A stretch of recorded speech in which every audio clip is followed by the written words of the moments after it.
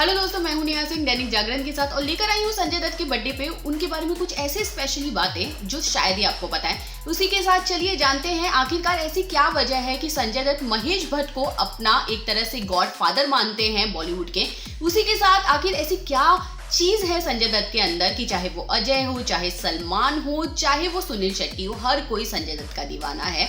आखिर उनको क्यों इतना ज्यादा अलग माना जाता है बॉलीवुड में? चाहे उनकी अपनी एक अलग ही उनका रुतबा है जो उन्होंने बॉलीवुड में बनाया है, पर ये रुतबा इतनी आसानी से नहीं बना है। चलिए इनकी इस पूरी जर्नी के बारे में जानते हैं। 29 जुलाई को संजय दत्त का बर्थडे होता है। उसी के साथ चलिए आपको ये भी मैं सब बता देती हूँ कि आखिरकार संजय दत्त का नाम रखा किस तरह गया था। नरगिस और सुनील दत्त जब एक दिन ऐसे ही बैठे हुए थे, उनके हाथ में एक मैगजीन था और उस मैगजीन में बहुत सारे बच्चों के नाम लिखे हुए थे और वो दोनों जन बस ऐसे ही बैठ के जब अपनी फैमिली प्लानिंग भी वो कर रहे थे, उसी वक्त उन्होंने सोचा कि अगर उन्हें लड़का होगा तो वो क्या नाम इसमें से रखेंगे और उन्हें संजय नाम बहुत ज़्यादा पसंद आया था। और नरगिस ने ये बात डिसाइड कर लिया था कि अगर मेरा कोई बेटा होगा तो मैं उसका नाम संजय दत्त ही रखूंगी। और आखिरकार जब संजय का जन्म हुआ तो उनका नाम संजय दत्त रखा गया। इस तरह संजय को अपना एक ये नाम मिला था। पर अगर मैं संजय दत्त की बात करूं तो वो बहुत ज़्यादा मस्ती करते थे, जिसकी वजह से उनके पेरेंट्स बहुत ज़्यादा परेशान भी रहते थे, क्योंकि समटाइम वो ऐसा होता था कि उनके पापा जब शूटिंग के लिए निकलते थे सुनील दत्त, तो वो उनकी चाबी छुपा लिया करते थे कि पापा उनके साथ ज़्यादा टाइम स्पेंड करे। बहुत ऐसी छोटी मोटी वो मस्तियाँ करते रहते थे। और उन्होंने अपनी स्कूलिंग भी एक तरह से हिमाचल में कंप्लीट किया था, क्योंकि वो बोर्डिंग में जाकर वहाँ पे पढ़ते थे। उन्होंने जब अपनी स्कूलिंग कंप्लीट करके जब वो मुंबई आए और उन्होंने अपने कॉलेज को जब कंटिन्यू करने का सोचा, तब उन्होंने आधे में ये बात सोच लिया था कि भैया हमसे कॉलेज नहीं होने वाला है, मैं ग्रेजुएशन नहीं कंप्लीट करूँगा और मुझे कुछ अब अलग करना है। पर सुनील दत्त के समझाने पे संजय को ये बात समझाया सुनील दत्त ने कि भैया आपको लाइफ में जो बनना है आप बनिए, पर आपका ग्रेजुएट होना, आपका पढ़ाई लिखाई करना, ये सबसे ज़्यादा इंपॉर्टेंट है। संजय दत्त ने बिना किसी बहस के इस बात को मान लिया और वो जब कॉलेज में जाना शुरू किए और उसी वक्त उन्हें ये मन लग गया था, क्योंकि सब उन्हें कहते थे कि यार सुनील दत्त का लड़का है, सुनील दत्त का लड़का है, तो उन्हें वो सुनने में बहुत ज़्यादा अच्छा लगता था। तो वो सोचते थे यार दुनिया की सबसे ईजी काम अगर कोई है तो वो एक्टिंग करना है, तो क्यों ना मैं एक्टर बन जाऊं, क्योंकि मेरे को मुश्किल काम तो मुझसे होता नहीं है, तो इससे बेटर है मैं जाऊं और एक्टर बन जाऊं, मेरे लिए वो ज़्यादा बेटर है। और वो जब जाते हैं अपने पापा के पास और वो कहते हैं कि पापा मुझे एक्टिंग करना है, तो उनके पापा बहुत एक इंटरेस्टिंग सा सवाल पूछते हैं, आखिर तुम्हें एक्टर क्यों बनना है, तुम मुझे ये बताओ। तो वो कहते हैं पापा मुझे ना दुनिया का सबसे ईजी काम यही लगता है कि मैं मतलब इसमें आपको कोई मेहनत नहीं है, आप सिर्फ जाइए और एक्टिंग कीजिए और आप एक्टर बन गए। तो उन्होंने कहा अगर ऐसा होता तो हर दूसरा इंसान आज एक्टर होता। आपको ऐसा लगता है कि एक्टिंग करना बहुत आसान है, मैं चाहूँगा आप 1 साल जाइए और एक्टिंग क्लासेस अटेंड कीजिए और उस वक्त अगर आपको महसूस होता है कि ये दुनिया का सबसे आसान काम है, तो मैं ज़रूर ये चीज़ के लिए मैं कहूँगा कि सच में मैंने दुनिया का सबसे आसान काम किया है। संजय जब एक्टिंग क्लासेस जाना शुरू किए तब संजय को ये बात एहसास हुआ कि जिस चीज़ को इतना ज़्यादा इजी समझते थे वो कितना ज़्यादा मुश्किल है।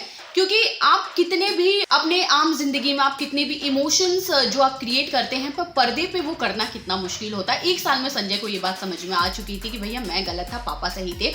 और वो अपने पापा के पास जाते हैं और वो बात कहते हैं कि पापा आपको मैंने जो कहा था कि मैं मतलब जो मेरी ये चीज़ है बहुत आसान है, मैं जब ट्रेनिंग ले रहा था मैं उस वक्त समझ गया कि ये दुनिया की सबसे मुश्किल काम है। उस वक्त सुनील दत्त ने ये बात मान लिया था कि उनका बेटा अब एक्टिंग में जा सकता है। जिस फर्स्ट फिल्म को उन्होंने डायरेक्ट किया उसी फर्स्ट फिल्म में उन्होंने संजय को लिया और उन्होंने ये बात कहा कि रॉकी उनके करियर की पहली फिल्म है, मैं चाहता हूँ मेरा बेटा एक लेविश एंट्री के साथ आए, क्योंकि वो बहुत अच्छा एक तरह से एक्टिंग करना सीख गए हैं। और उसी के साथ संजय भी चाहते थे, सुनील दत्त भी ये बात चाहते थे कि नरगिस जो उस वक्त कैंसर से सर्वाइव कर रही थी लास्ट स्टेज, वो चाहते थे कि वो जाने से पहले जब उस दुनिया को अलविदा कहे उससे पहले वो संजय दत्त की फर्स्ट फिल्म देख ले। पर ऐसा नहीं हुआ, क्योंकि 3 दिन पहले फिल्म के रिलीज होने से पहले नरगिस ने इस दुनिया को अलविदा कह दिया और संजय उस वक्त बहुत ज़्यादा डिप्रेस थे।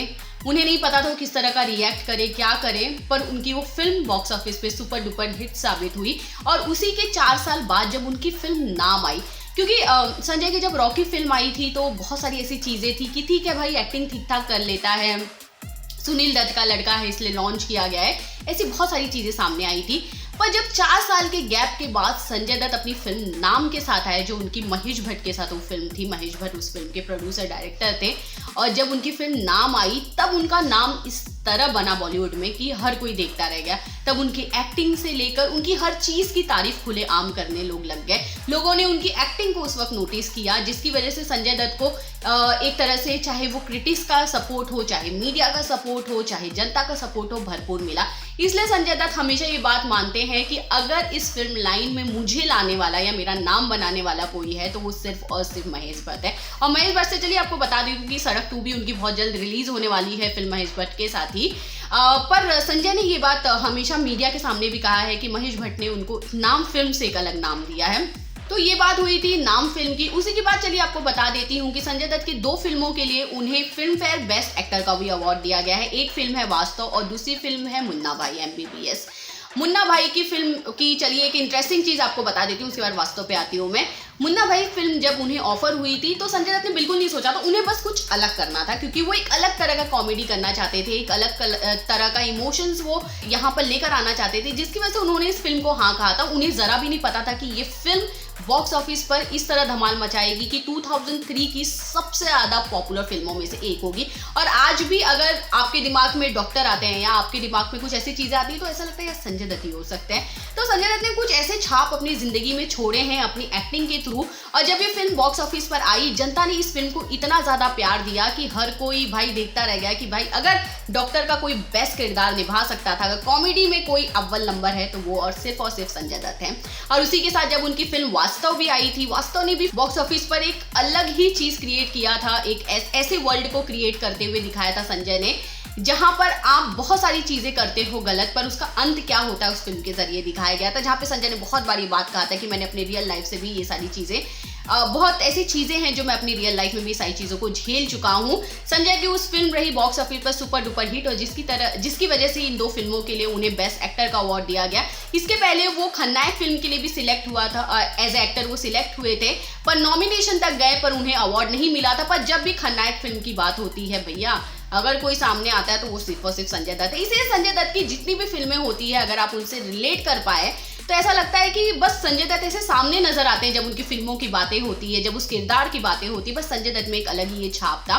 उसी के बाद मैं आपको ये भी बता दूं कि संजय दत्त बॉलीवुड के ऐसे पहले एक्टर भी हैं जिनके ऊपर जब फिल्म बन रही थी तब वो बिल्कुल डरे हुए नहीं थे।